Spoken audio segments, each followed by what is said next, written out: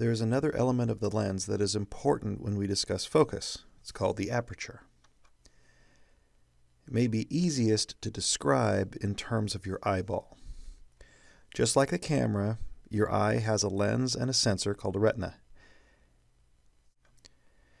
If you have a Christmas tree light that is closer to or farther away than where your eye is focused, by the time the light gets to your retina, it is bigger than it should be and is out of focus. What happens when you squint?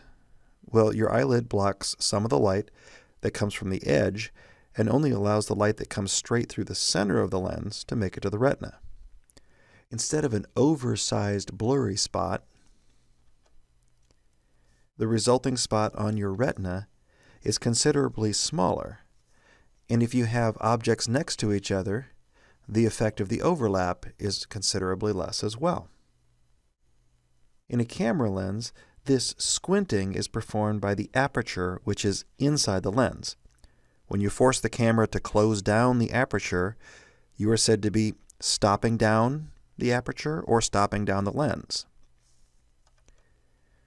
When you stop down the lens, you block edge light. The larger the aperture number, the more squinting the lens is doing and the more light is blocked. At the same time, you are broadening the range of distances that appear to be in focus, which is the same thing as saying that you're increasing the depth of field. Back to the lens for a second. There is a side effect to stopping down the aperture. It means that less light hits the sensor, and the camera has to leave the shutter open longer to let in enough light to make a visible image.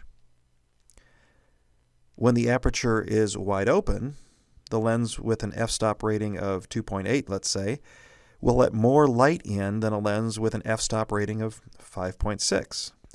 More light means a faster shutter speed. Thus, an f2.8 lens is said to be a faster lens than an f5.6. A faster lens is capable of a shallower depth of field and can take a picture with a faster shutter speed, making it more useful when you're in low light situations. And they're more expensive too.